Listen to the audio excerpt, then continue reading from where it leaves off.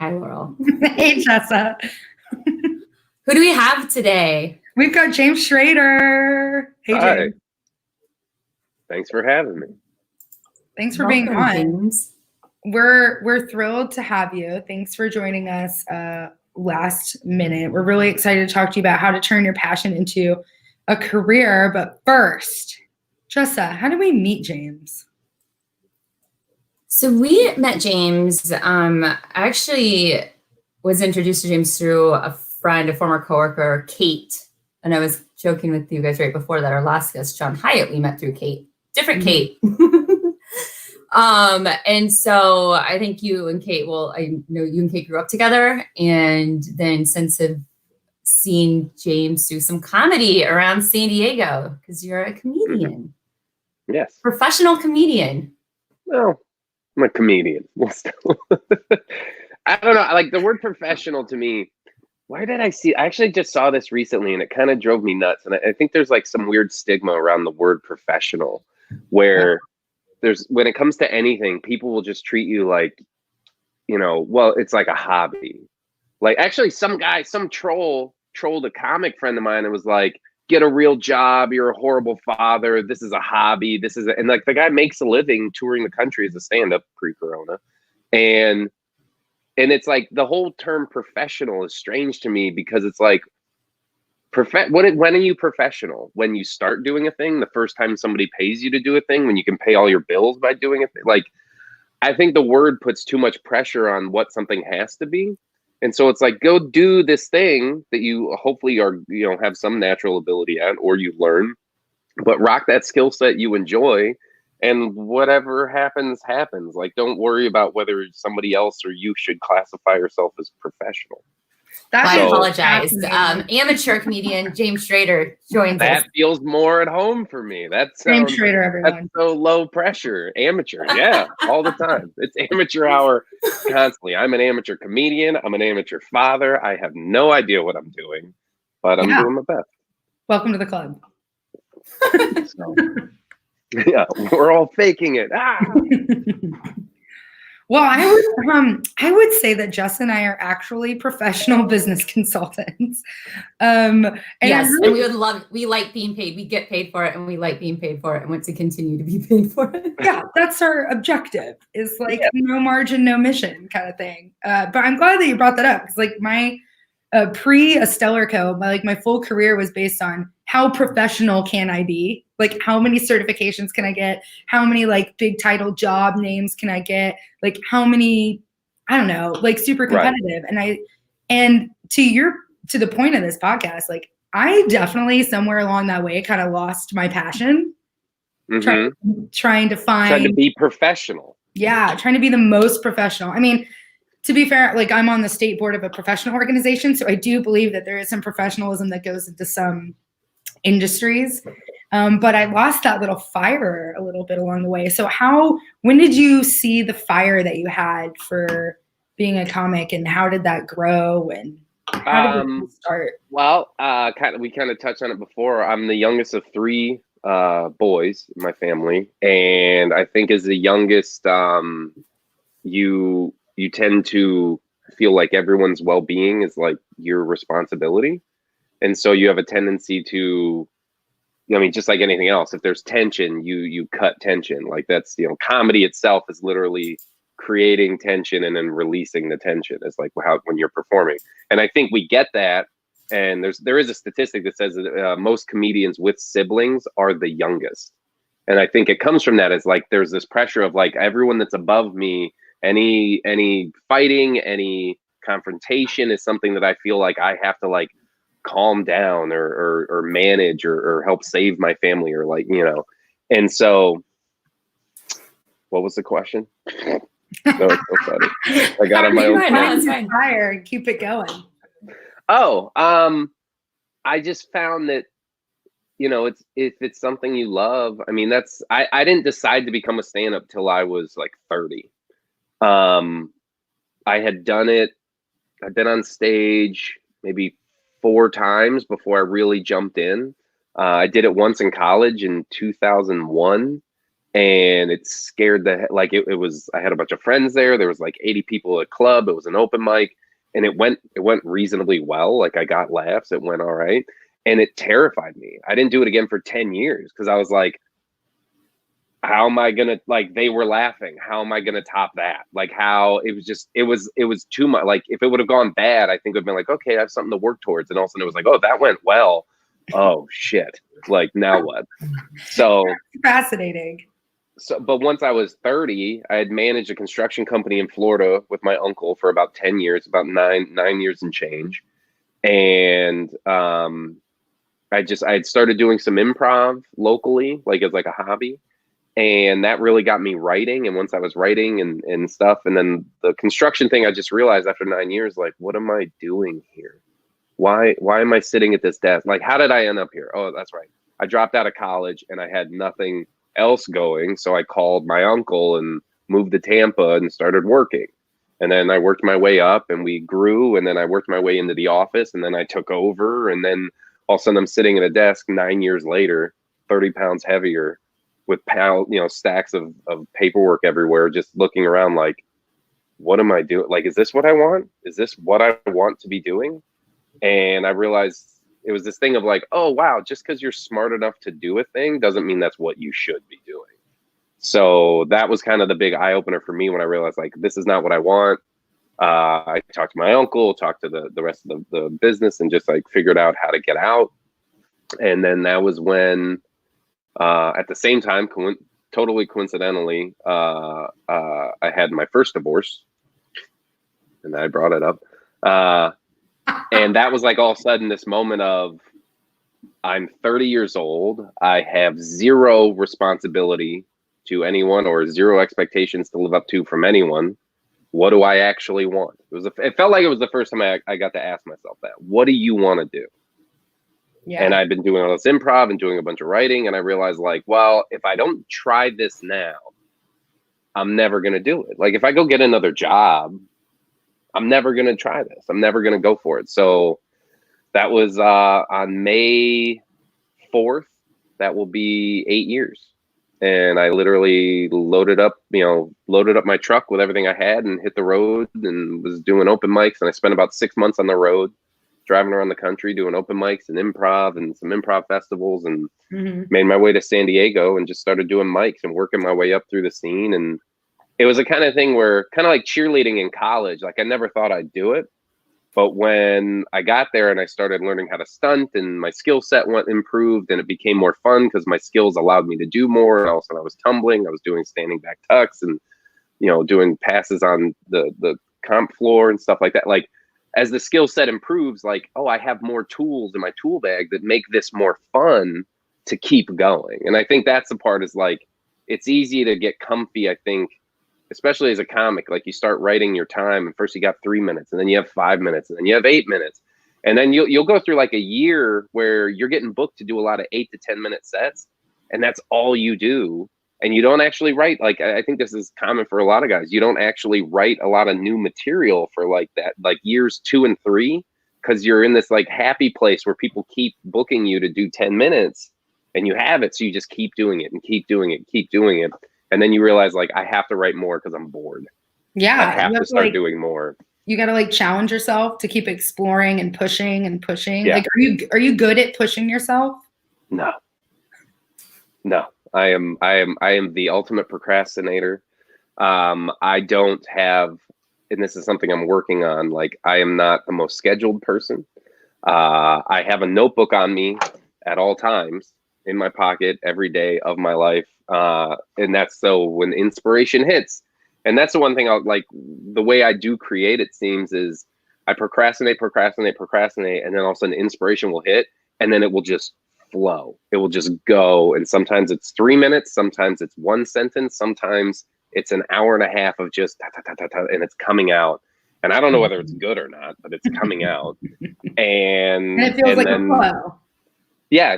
When, if the flow hits and you're in flow, you just keep going until, it stops, which usually, and I think that's like an ADHD thing of like, I'm into it, squirrel. Yeah. And then all of a sudden you're like, wow, that's over. And you walk away, and then you come back and read and look and edit and figure out what's crap, what's not. And How long is like your longest writing flow? Like, is it consecutive hours? Have you gone for like days or what? Depending, now that I'm doing a lot of script writing, it's gotten longer. I can sit down, and it's kind of a thing I've started doing to manage myself, where I will unplug my laptop and just sit and write until my laptop dies, which like if I'm playing music or stuff, usually it's like an hour and a half. And once like the battery meter's kind of low, I'm like, all right, cool. Like you did your part, go reset, go take such a metaphor. What's that? The battery being on your computer. Yeah, my battery's dead. You gotta recharge. Time. Yeah, exactly. Yeah. And that's like, so I try to meditate for at least 20 minutes every day because that's what helps me get into the flow.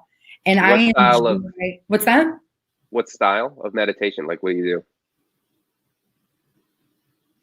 I mean, I like to listen to guided meditation for being in the present moment and calming down.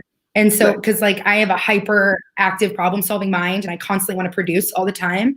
And I've noticed that when I'm like this, my production is actually really bad. And then when I calm down, I have like this hyper creative, hyper problem solving spurt after I'm super meditative and chill.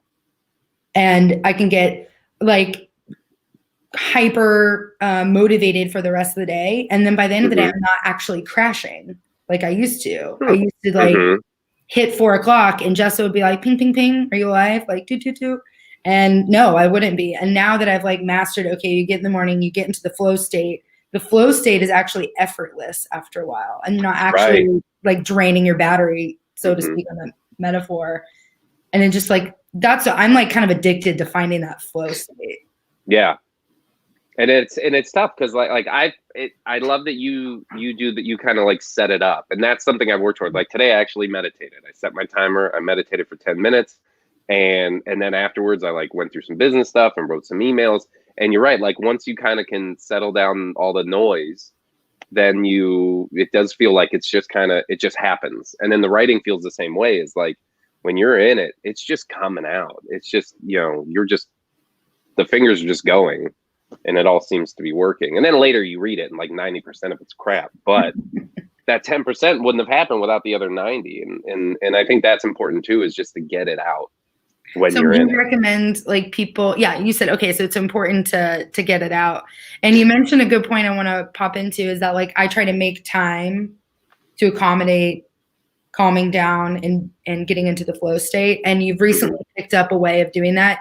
What are some like new ways you're trying to manage yourself other than like waiting till the battery runs out on that? Do you have like a journal other than your notebook or like a planner or? I actually just started because of Jessa. She recommended the Focus journal, which Laurel recommended to me. So there we go. And I feel like that's why Laurel's asking about it. That was a little bait. Oh yeah. Well, but that I found helpful just for organizing my own brain and taking the pressure off, because I definitely have, and through this the quarantine, it's been really tough because like there is like I don't have, before I had like, even as a writer it was very loose, but I still had like work days. I would still go down to the William Painter offices, and we have our main office and then like a side office, and I could sit in there and just spend 3.5 hours going over stuff and then walking in the other room and checking with like, hey, do you like this? Hey, do you And now it's like, well, my work day is pretty much from when I feel pressured from when I wake up till whenever I go to sleep. Like there is no set time, but then there's like with the creative flow thing, it's like you're battling that of like, I don't feel like I can be like, hey, from 1 to 2, you're right. That's what you do. And I'm like, well, that sounds crazy because I might not feel like, I never feel like writing, but I might not feel like writing from 1 to 2. Especially when at 11:15 some idea hits me and then it's like go time. Well, so that's something I'm trying to work on. You mentioned William Painter, and I don't know if a lot of our audience is aware. So walk us through like William Painter and what you do on it, what you did pre-COVID every day. Okay, so William Painter is, when we have our internal talks, we describe ourselves as, and I'm a new member of the team, but we describe ourselves as like a production company. Which means we, in our mind, like we just want to create quality things. the first thing, their first product was sunglasses. It was a single frame. It was called the Hook. It's made of titanium, which is like the strongest metal alloy per weight. And it has a hook in the side of it, and you can literally pop a bottle with it. And I don't think I have them here. No. And so that was like their first frame of sunglasses. And then I think we have 10 total now with different colors and stuff. But they look at business, and they started with sunglasses, and that socks is our next product. But they just look at stuff that people use every day that they use, and they're like, what are people doing wrong? How do we do it better? What materials would be better? Like, we don't want to do it cheap. We want to do it right. And so that's kind of their philosophy with everything, which is pretty great. And so with them, they brought me in because I did a commercial for Dr. Squatch, which is a natural soap company for men. And that went really well. And I want to say before we had, I don't know, 10 million views or something. And when William Painter came into the marketing firm, which is Raindrop Branding and Marketing in San Diego, they were the ones that produced the Dr. Squatch commercial. William Painter came in and was like, hey, we love what you did for them. We would like to do the same thing. I was part of the writing team at Raindrop at that point. And so I was involved and happened to do the read through when the William Painter guys were there. They liked my vibe. They said, well, do you want to do the commercial? So then I did that commercial.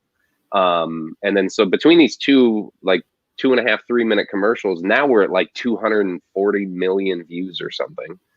And the commercials are doing great. But the William Painter guys were like, hey, we like your vibe. We know your situation. We kind of want to just bring you into the fold if you're up for it. And not only will you write and be in the stuff, but you can help us with everything, like anything that's written, anything that a client has to interact with, whether it's the website, whether it's the frequently asked questions, whether it's literally like the bot on the website that you can talk to. They're like, help us make it more engaging, help us make it funnier, So that became kind of a very different yet interesting and fun. It kind of just it sparked the skill set, or it peaked. I don't know. Is that the way to say it? I don't know. You're on like the parallel bars at that point. You're on the uneven bars, and you're learning how to like double dismount. Yeah, exactly. Like okay, this is sort of my skill set, but now I have to apply it to email. Like, okay, I'm a performer and I write comedy for the stage, but how can I make an email more engaging? So it was like a way to flex a new muscle within the same muscle group, and I was just crazy excited to try it. And they offered security for my home and my family and things like that. And it was like just this wonderful deal and relationship that we grew into.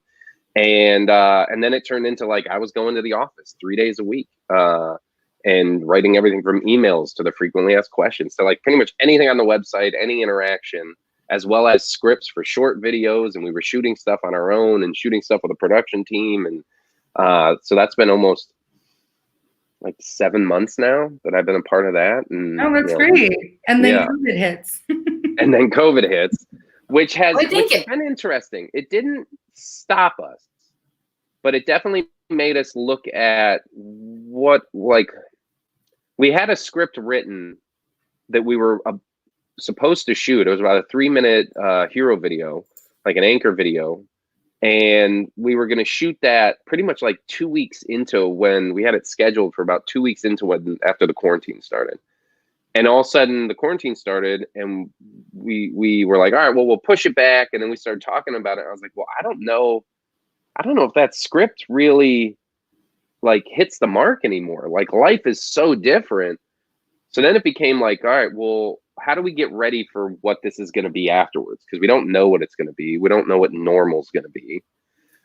So that's been kind of interesting because we've been going back and forth and talking about like, what's the post-corona marketing look like? Like, what is, our whole goal is to encourage people to like, as cliche it is, like live their best life. But what is that now? Because now that may be just getting together with your extended family and going on a camping trip and a barbecue instead of, going to the club on a Friday night. Like things are different. So it's been a challenge and a fun one. Mm-hmm. I think William Painter is, I think they're an example of a stakeholder focused business. And that, that's what we talk about obviously on the podcast quite a bit, is if you've ever listened.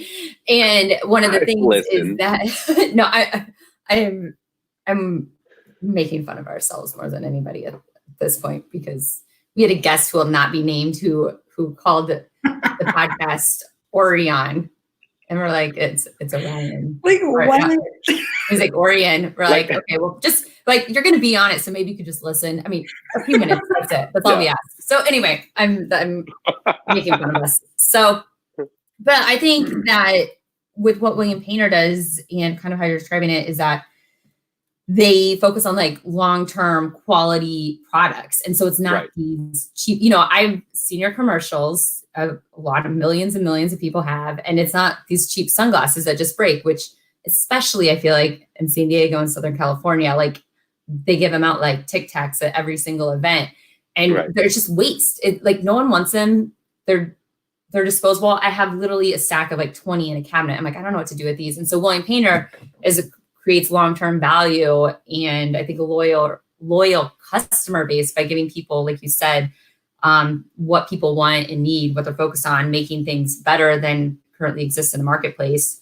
Mm-hmm. And then, like you said, bringing people like yourself in-house to be part of the team and kind of repositioning or rethinking how you interact with your customers or ideal customers in the light of changing times. So that's all I got. Stakeholder capitalism. I think you nailed it. All right. Are we good? We done? Yeah. This was great, guys. Thanks for having me on the Orion. This is awesome. So something too I wanted to ask you is that, like you were saying, I was in this job and I wasn't happy. I decided to drive across the country to stand up. Like, how did you get to the point and what did you focus on from, like, I guess it's kind of a few different questions is, were you driven by stand up and like getting in front of a crowd and having that immediate feedback? And so is like writing a means to get to that? Like, what's the driver for you? Because now you're talking about like writing scripts. So like, do you write scripts? So ideally is the driver so you can write scripts, so you can be in the commercial and be in front of people and be this like performer sending this message? Is that like what right now that's the main focus. Right now, I mean, it's kind of nice. Right now I'm writing for me. Before I became like a team member at William Painter, I was working as a contract writer for Raindrop, and we wrote for a bunch of stuff. Like we wrote for the San Diego Symphony, we wrote for Works Tools, we wrote for Squatch, a bunch of stuff for Squatch. Some of it was for me, some of it wasn't. And that was just fun just because it was so different. Now writing for myself is definitely, I don't know if it's easier, but it's like I can hear it as I write it, which actually is kind of a struggle because I write in a way that like when I hear myself do it, I'm like, oh, that's engaging and funny. I see where that works. But when you just read the words, it's like, nothing is funny about this. It's, in my mind, I say it with a little inflection, and that, for whatever reason, makes so you mean writing for yourself, like, for example, if you're writing a script, you're saying, oh, I'm going to be the one saying this in the commercial or the video. Yeah, like right now, I'm like writing it for me to 90% say. of what I'm writing, is me. And so as far as, kind of making a career out of this is, like, how are you able to make that step from going to, okay, I'm just going to, like, do this 6-month tour, like, I'm just going to start and, like, put all my energy into this now. Like, how are you able to get to where you're at now? And we have, like, 30 minutes. So I know this took you 8+ years, but wrap it up. One, I think it took a real catalyst, which was turning 30, realizing I didn't want to be in the construction industry, getting my divorce. I think that, it was just like something made me think. Something really pushed me to be like, you have like a number of choices. And it really did feel like for the first time I had like a choice in what I wanted to do. And I really wish somebody would have told me when I was 15, be like, hey, what do you like doing? You should just do that. Nobody, I don't think I was ever told, like, it always feels like when you're young that people are like, oh, you got plenty of time after high school. You should backpack Europe. You should, take it easy, see the world, have some experiences. And then I've you never- graduate high school, huh? I never heard that. That was You like- never heard that? I was No, like, I grew up in like the. live in my basement forever. I'll To do this your day. laundry and cook. I don't know. I grew up in a pretty like weird place. I mean, I grew up in the Florida Keys, which is a very strange, like hippie-ish, different. Like it's not like it's Florida, but it's not Florida. It's like its own weird place where people go to get away from normal society. So maybe I was getting a little hippier vibe from that. But I did find it funny that that's what I was told right up until I graduated high school. And then it was like, you better go to college and get a job. And you're like, wait, what? What happened to all the see the world? They're like, nobody's paying for that shit. You're like, what? So it just felt like, oh, you have to go to college because that's what is expected of you. And it doesn't even matter what you do there. Just get a degree. You need a degree. You need to have something to fall back on. But nobody ever said like, well, what's the thing you want to do to not fall back? Like, or from which what's plan A? If plan B is falling back on your degree, nobody encouraged plan A at all. So it wasn't until I was 30. And like I said, I wish somebody would have told me that at like as a junior in high school, that just be like, hey, what are you good at? What do you enjoy doing? Because like somebody probably needs that skill set for, and if you follow that, yes, you might, college might not be where you need to go to do that.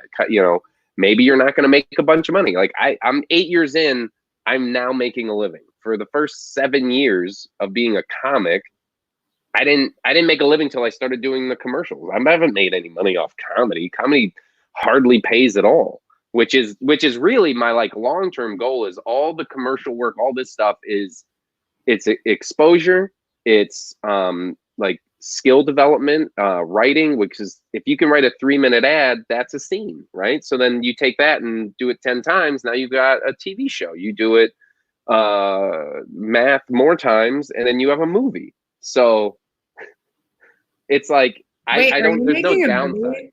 huh? Are you on your way to make a movie? Is this what's Why happening? not?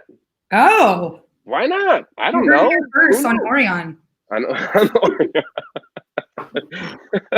So I look at this as like this is the way for me to make a living, have security for my family, for my home, and also learn a skill set that will only serve me better down the road as a comedian and provide some exposure. So the more views I have with these commercials, the more people know me, and if they like the commercials, they might want to come see me perform someday. So I kind of look at everything as building each other. And the I believe somebody very wise told me recently the tide raises all ships, I believe. So Very wise woman on this podcast. yeah, right, over depending on where you're. Mine's up there. Okay. So I just feel like there's no, if you have something you enjoy, go do it. Because there's no better time than now. And you're only going to be 8 years in the comedy. I feel like I know less than I thought I did when I started. And I think that goes for anything you're into. Sure. As soon as you really start scratching the surface, you realize like if you pick up a guitar and start playing it and you know nothing, and then you can learn 3 chords, and then you can sing one song, and then you see Eric Clapton and you're like, well, there's so far to go. Like, I'm not even close. Well, do you, James, to Jessa's point about like what drives you and all that, is like your purpose in life to just crack people up? Like, is that at its simplest form? Do you just want to make people laugh? Or yeah. is it different? And I think I have a trait that doesn't always serve me positively, but I'm a people pleaser. And I think that comes from being the youngest child too. Like I'm always trying to just like, as weird as it sounds, put other people first, at least like on the surface.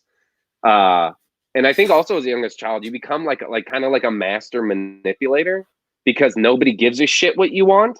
And you're like, all right, if I want something, I have to make it happen. And if I tell them I want it, if I tell my older brothers I want something, it's never going to happen. But if I go, well, what do you want? Okay. And what do you want? Okay. And what do you want? Well, it sounds like we can all do that while I'm doing what I want. Perfect. Like, I think that's a strategist. Yes, a strategist. Yeah, it's strategic planning. It is. It is. That's what I would just like to point out that's not limited to youngest children. Only children are also very good at that.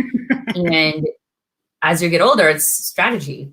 I mean, I joke about this all the time, but when you use it for good, it's strategy. When you use it, for bad, then it's manipulation. So that's the PR lesson for today. But yeah, I mean, that's interesting. So you think so is the people pleasing aspect, is that like, oh, I'm making all these people happy, I'm making them laugh? Mm-hmm. Like the best thing on stage when you're performing, when you know what's coming up, they don't, right? So you're in a room, there's 200 people that are out for a night out. They all have, everything outside the door of that club is stress and responsibility. And now they're here. And I have them for however long my set is, whether it's 5 minutes, 8 minutes, 20 minutes. And during that time, if I do my job well, none of the other stuff will be in their head. I will literally take over their brain and think for them and guide them through this journey and this story that I'm creating or telling them. And along the way, there is built-in tension, release, tension, release. The release is in laughter form, but it's like something where I know if in those 10 minutes, I can leave those people in a better state than they got here in. Well, I have to interject because it could go the opposite. And this is my personal story, is that I'm a pretty easy crack up. I think pretty much everyone's really funny, but I went to a comedy club and the guy bombed. It was, that happens. It was so painful.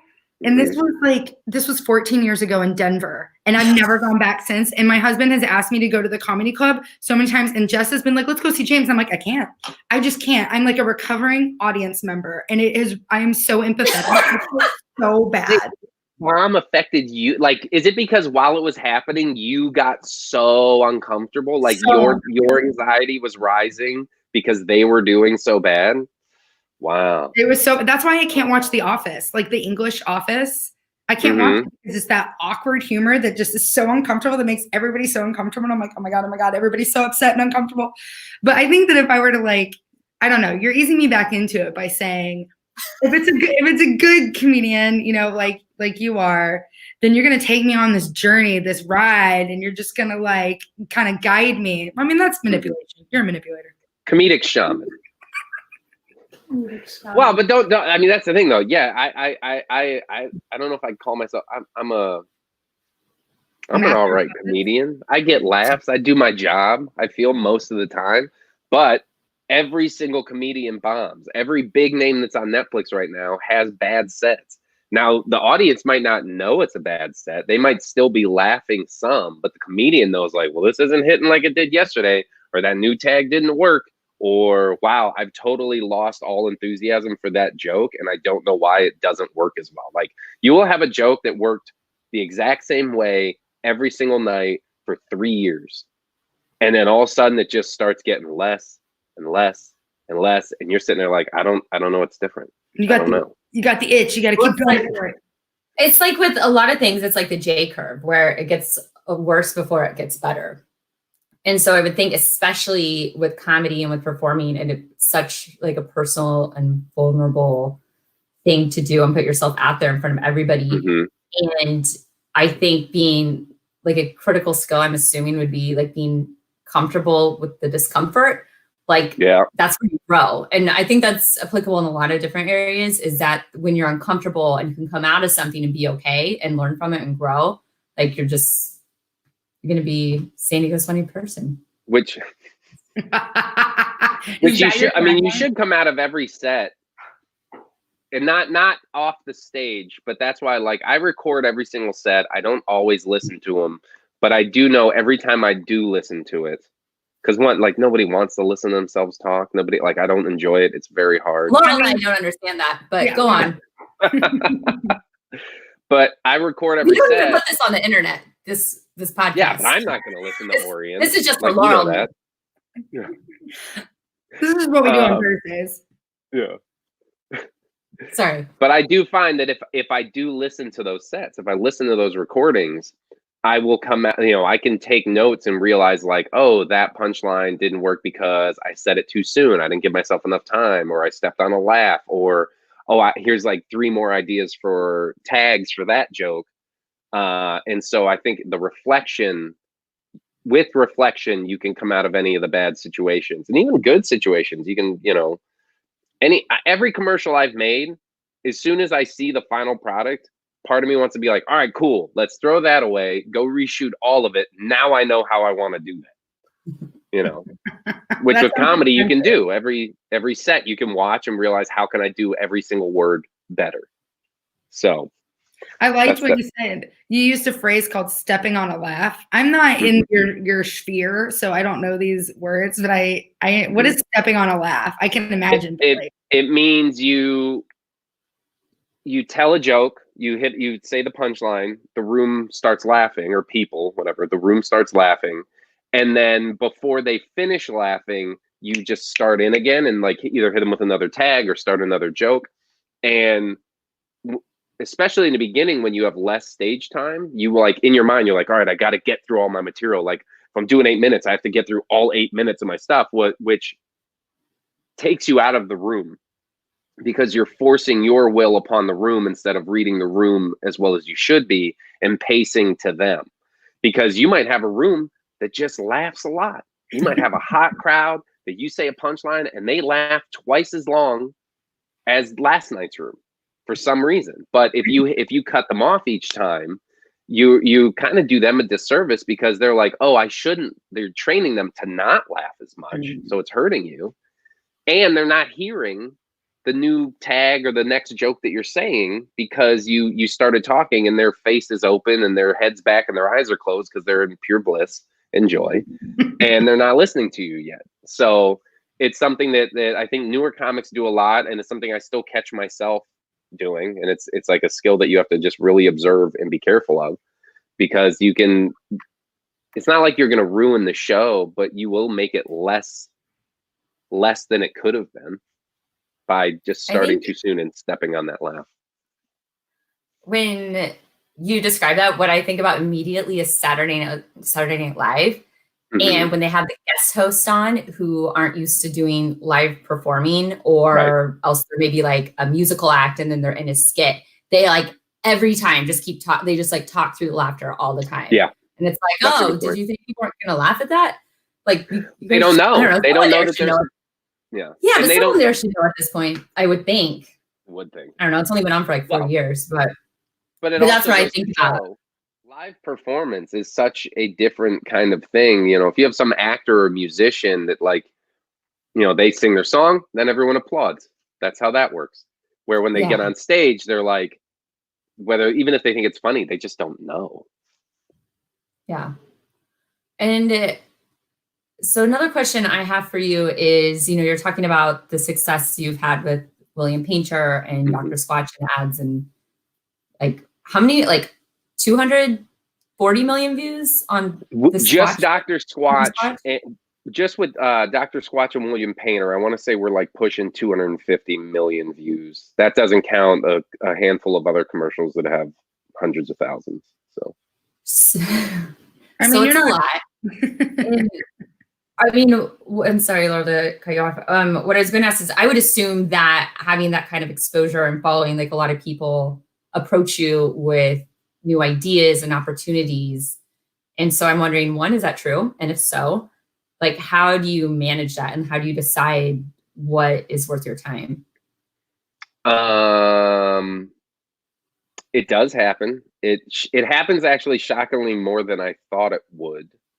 I get a lot of emails through my website and stuff that people are like, oh my God, I'm launching this new product. Or what was the weirdest one? Some guy was launching what was it? A shirt sauna? I know. That's what I was thinking. I was like, did I write this email? I got it. Because I literally sent this email earlier today to someone else. Some guy in like middle America was launching a gym in his hometown. He's like, will you do a commercial for me? That's what I need. You'd be perfect. And I'm like, I don't think you understand what this is. Like, I don't, and that's most of the thing I've realized is most people don't understand actually what most of this costs, and I'm not even talking about me, but I've had people reach out to me and they're like, oh, will you do a commercial for me? Because one, they don't understand that I'm an actor that helps write. They think I am, one, people think I am Dr. Squatch. They think I am William Painter. They think I am a marketing firm and a production team. I'm like, nope, I'm just a comic that got lucky. Like, that's it. So I have to explain to a lot of people, like, they're like, hey, like, how much for you to produce the entire thing? And I've actually entertained it a little bit because I'm like, well, I kind of have like the contacts now.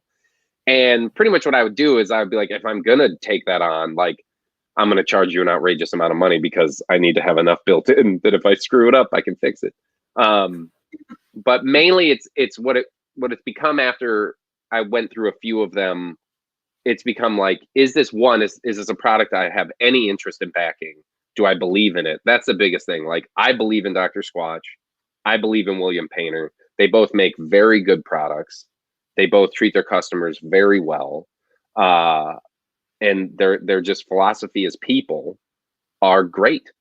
And now that's really what I hold it to. I've had, I mean, I'm getting like 2 to 3 offers a week probably in my email box.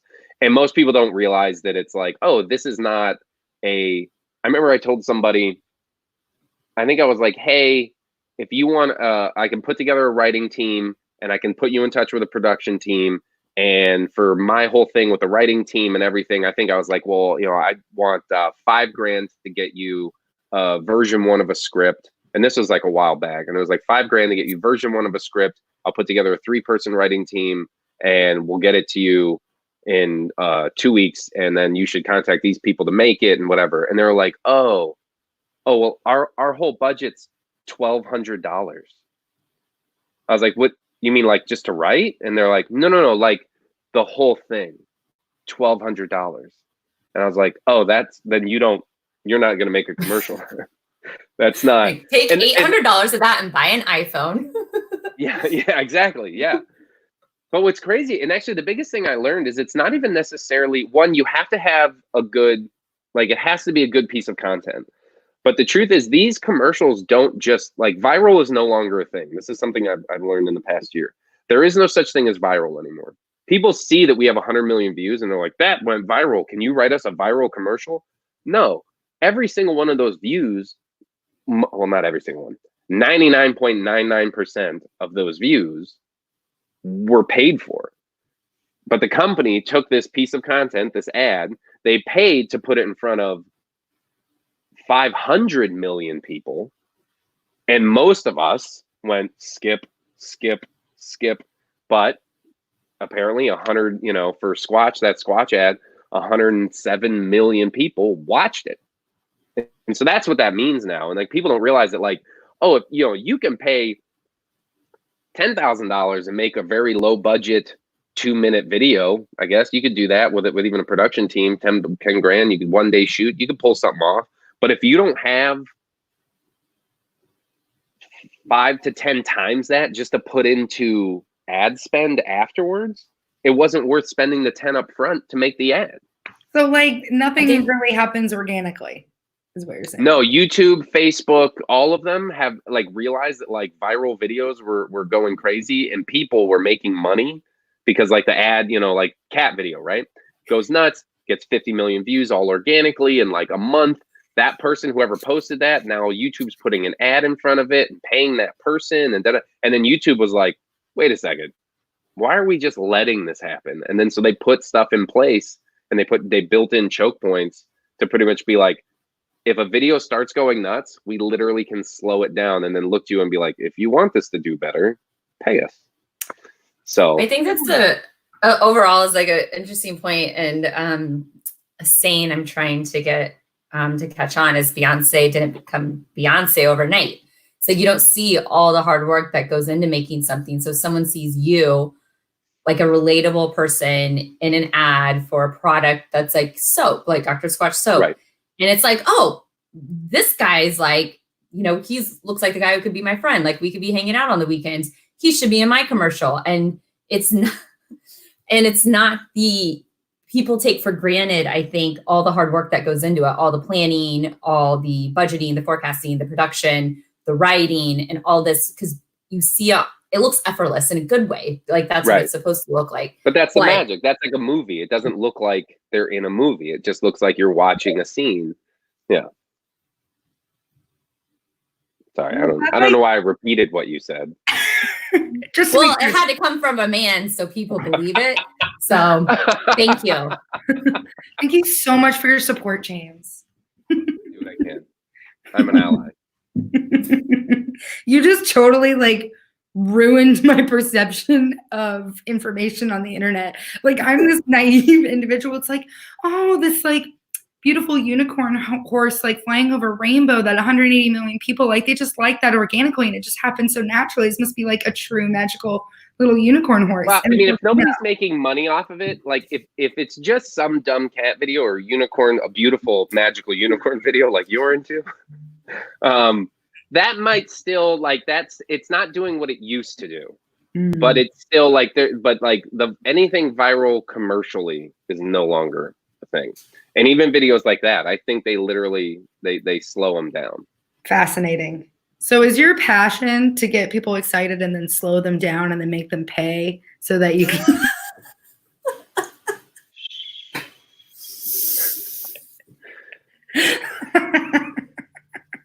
in all aspects of life? That's everything. That's whether it's my kid, a waiter, doesn't matter. I'm like, hey, get excited, then slow it down. Rein it in. I'm only ordering the side salad. Thank you for reading me all the specials. Like I eat a lot. So, something else that a few other things. This live stream is it's new for ORION. I should probably stop joking about that. It's ORION. It's Orion. Thanks, guys. But with the live stream, we're like, oh, if you're watching live, we always, and by always, we did this once. We asked people, they're welcome to type in questions that you can answer. So I'm going to put that out there now. Though I'm 47 minutes in. Hey, there's 13 minutes left if anyone wants to ask. Yeah, we have, Laurel and I get priority dibs on the questions we want to ask. Okay. And then once we've hooked people and be like, okay, you earned it. Now you can ask a question. So that's one thing we like to do. Okay. And then another thing is kind of that I wanted to ask is what's next for you on the horizon? Like, obviously it sounds like you're doing a lot of work and writing and have a lot of ideas. You're talking about, TV shows and movies and it sounds like big dreams. So what's your focus for the future? This is something that quarantine has kind of forced, which I oddly appreciate. Like, I have never been more organized from a business sense. I'm getting my website. I've had one for years. I rarely update it. I don't email the people that give me their emails enough. So like, this is finally forcing me to be like, to get structured, to get all my ducks in a row. I have a podcast that I've recorded 9 episodes of that I have not released any. I need to start. So I'm getting all the ducks in a row to be efficient and to put all my content out and be able to engage with through my Instagram and my website and my podcast with people that are interested in hearing my dumb face talk and seeing me perform and things like that. So that's really where I'm at is how do I get all my ducks in a row so that when people can go back to a comedy club, now I have the best chance of kind of maximizing that. Is that the word? So I do think that will be, I think when this, once we figure out how to open things back up in a way that is responsible, I think people are going to be starving for things like comedy and live music, any type of live performance. I would expect theater, comedy, music to just have a huge bump. And it might not be like we're packing 200 people in a room anymore. Like, we might be limiting it so everyone has a little more distance, and it's a little, everything's going to be a little cleaner. Everything's going to probably be a little more social distance, but people will want to be engaged in enjoying that type of entertainment. So that's kind of my thing. A comedy club. I might. Oh, you will. I might. If it's you, just for Orion's best. But so that's my plan, is just to get all the ducks in a row so that, 2021, if we get through the end of this year and things sort of go back to normal, my goal 2021 is to take the exposure I've gotten from all the commercial views and things like that, and building a fan base and stuff, and engaging with those people through the podcast, through my website, through Instagram, and more commercials. And then being like, all right, Houston, I got a bunch of emails from Houston. I'm going to go do a one-night show in Houston and engage with the fans and meet people and just have fun and try to start then building like a touring schedule for comedy, because comedy's like my favorite. All I want to do is get on stage, talk to the people, laugh, have a good time. I've never enjoyed myself more than in those moments when you're on stage having a great set. It's magic for everybody. And so that's like my main goal career-wise. The commercials, all the other stuff is just, it's awesome. It's extra. It's skill building. It's fun, but I see all that as the stuff that drives people to then go to my website, to follow my podcast, to engage more, and then eventually come to a show. So that's really what I'm trying to get ready for. What's your website? Is it live right now? Yes, it is. JamesSchrader.com. I believe it's updated. I believe there's a picture of me doing laundry on my porch, actually, on it, saying like, hey, COVID's weird. Oh, yep, there we go. You gonna pull it up? Yeah, I can screen share now. Yeah. Perfect for podcasts. Did you say it was jamesschrader.com? Yes. Okay, got it. Well, if you Google James Schrader, I've got a pretty good. Actually, a friend of mine reached out to me and was like, "Hey, man, did you set up all your Google stuff?" And I'm like, "I don't know what you're talking." Oh, there I am. Yep. Because laundry needs to get done. Well, true. Oh, that's funny. I didn't even see that. Is that your little skivvies in the background? Mine are my daughters. There's some Peppa Pig panties in the background. Right. Peppa.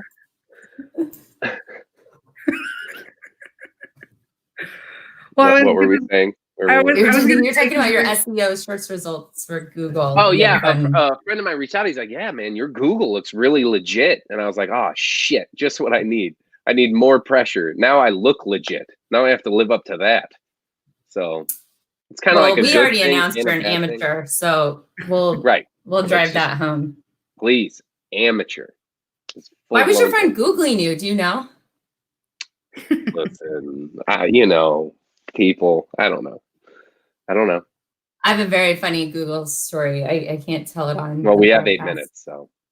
Oh no, it's not a time. It's more of a content issue because we, this is a all ages podcast, and it's not all age. I cussed. Yes. Did I? Fuck. Yeah, that's okay. We didn't. To be fair, we didn't tell you. That's our fault and thank you for lack of professionalism. I'm not the bad guy. Yeah. No, not at all. We usually say that and we forgot, and it's not a big deal. I don't know who produces ORION podcast, but you need to get your shit together. Foxhole Studios. Yeah. Well. Oh yeah, they are a producer, aren't they? I was like, I need to create a banner. But shoot, I got distracted. There's something else. Oh, your podcast, is that live yet, or what is podcast is not live? I'm working towards that. I have consulted with a producer for that because with everything I'm doing, the writing and the stuff, and it feels like there's a lot on my plate and trying to be a dad.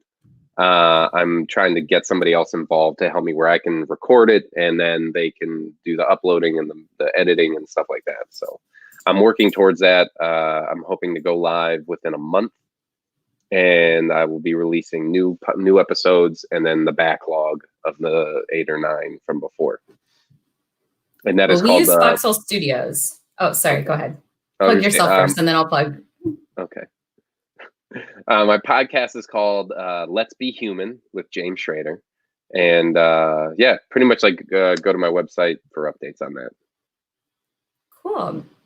Well, we use Foxhole Studios for editing our podcast. So I don't know.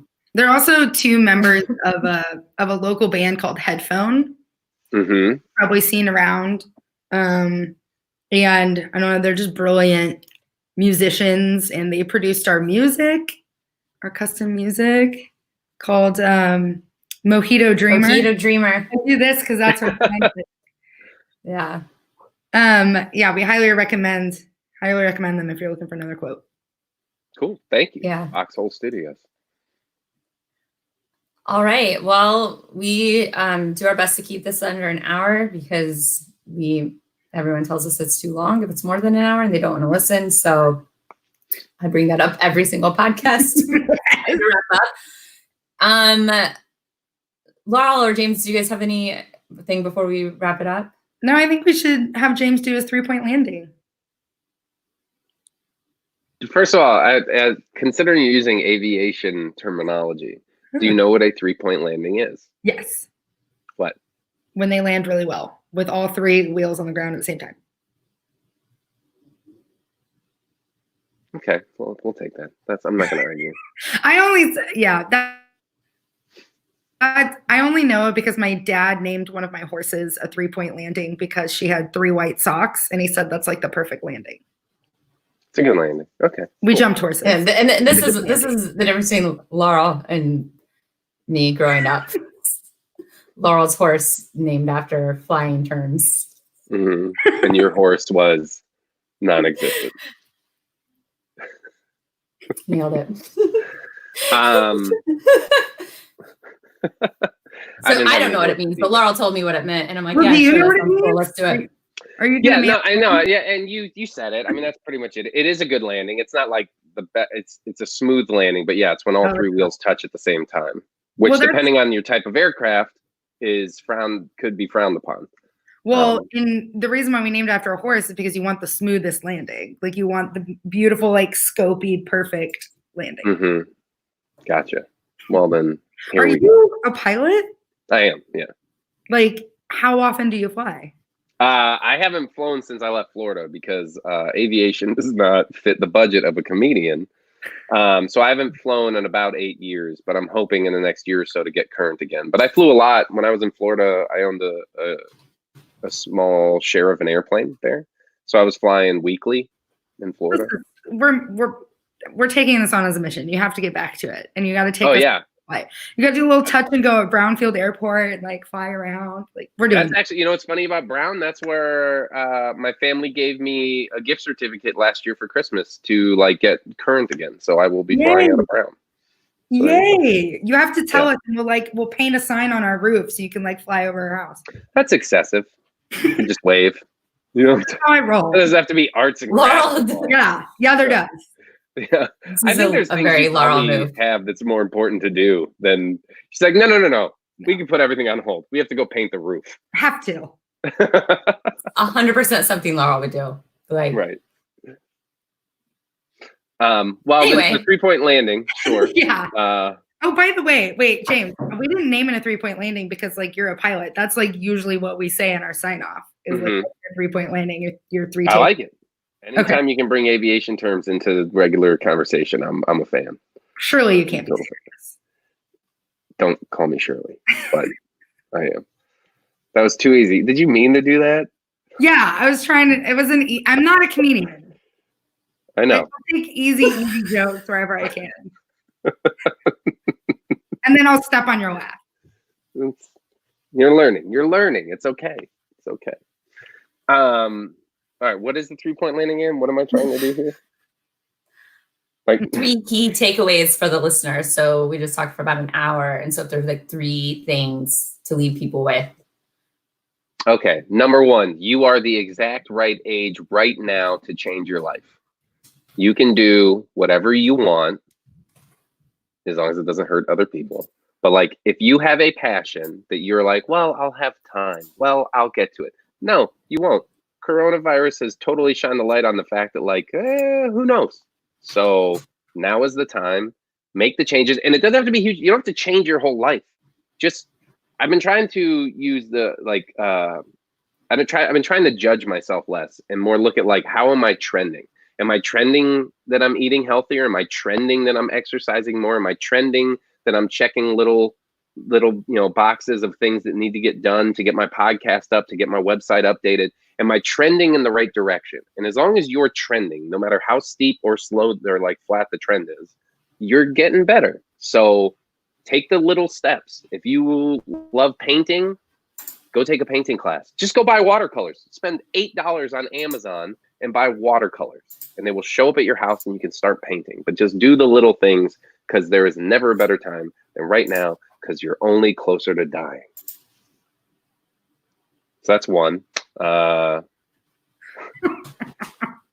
it's like, was that 1 or 3? I'm just fine either way. I don't know. All right. I mean, that seems You're good. circling the landing now, and you've done a touch point. Now you're back in the air. I could have just stayed on the ground, but I took back off. No, you're good. Okay. All right. Jesus. Fine. I'll stop. No, please keep going. No. You're the guest. I don't know. Well, I mean, we're 49 seconds over. We're running the light. But I'd just say, like, if you want it, just start doing it. Start doing something. Start anything. And if you don't know what you want to do, that's kind of a fun place to be too, because go just try things. Go dip. The internet is at your disposal. Go dip your toe in a whole bunch of ponds and see which one you want to jump into, because it's all too short. Go have fun. Yeah. Great. Thank you so much. We enjoyed speaking with you. I enjoyed being here. That great did not sound. Oh, it did. Did that not sound sincere? Sorry. Not at all. Well, great. Okay. Hold on. I'm not an actor. That was great. Thank you so much. We really enjoyed having you here. Thank you so much for taking your time. We know you are a celebrity, and you are definitely the most famous person we've had on this podcast. So thank you for joining us. We look forward to the James bump. Yeah, thank you. We do really appreciate it. And I appreciate you guys asking me to be on. I feel like I talked too much and didn't answer most of the questions, but thank you.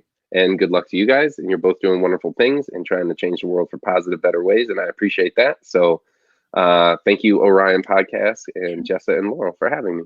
Thank you. Thank you.